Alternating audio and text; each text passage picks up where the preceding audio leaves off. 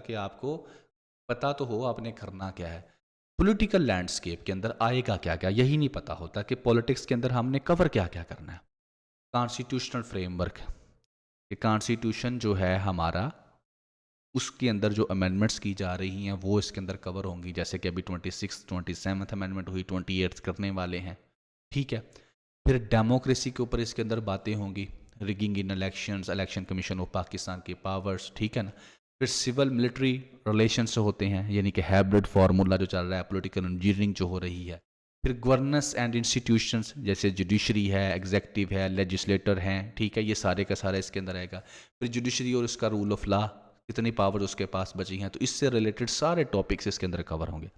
फिर political stability के जो क्राइसिस आ रहे हैं, यानी कि इसको आप इस तरह से कह सकते हैं, पाकिस्तान के अंदर अगर प्रोटेस्ट होता है, बेशक वो पंजाब में होता है, सिंध में होता है, बलूचिस्तान में होता है, केपीकी में होता है, जीबी में होता है, आज़ाद जम्मू एंड कश्मीर में होता है, वो सारा इसके अंदर कवर हो जाएगा। पॉलिसी मेकिंग एंड इम्प्लीमेंटेशन के किस तरीके से प्रोजेक्ट्स गवर्नमेंट लॉन्च कर रही है, किस तरीके से उनको इम्प्लीमेंट कर रही है, उसके रिजल्ट्स क्या निकल रहे हैं। And federalism and power sharing, यानी कि सूबों को कुछ दिया जा रहा है, पावर शेयरिंग की जा रही है या नहीं, पावर किसके पास जा रही है, फेडरल के पास कैसे जा रही हैं। फिर नेशनल इंटीग्रेशन एंड आइडेंटिटी, इसके ऊपर हर वो चीज़ जो नेशनल इंटीग्रेशन को डिस्टर्ब कर रही है वो इसके अंदर होगी। और political dimensions of foreign policy के किस तरीके से हमारे जो सियासतदान हैं वो फॉरेन पॉलिसी की डिमेंशन में पॉलिटिक्स को लेकर चलते हैं, यानी कि ये सारी चीज़ें इसके अंदर डिस्कस की जाएंगी। जैसे अभी जो है, जैसे डोनाल्ड ट्रम्प के साथ बड़ा अच्छे तल्लुकात बनाए जा रहे हैं।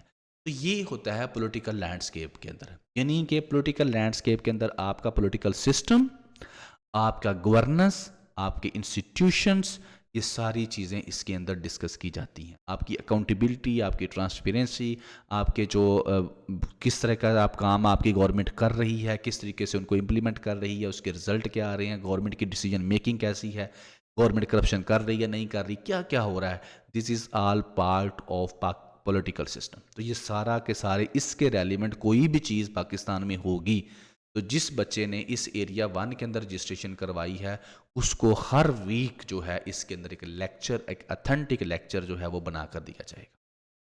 तो कोई भी अपडेट रह नहीं जाएगी करंट इश्यूज़ के हवाले से।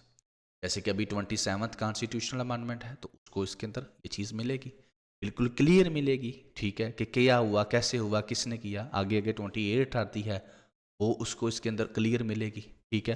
तो ज़ाहिर है आप जब CSS का पेपर होगा तो ज़ाहिर है उसने यही पूछना है, उसने ये थोड़ा आपसे पूछना है कि 5th कॉन्स्टिट्यूशनल अमेंडमेंट कौन सी थी, क्योंकि उसने आगे जाना है, उसने करंट में जाना है, ठीक है।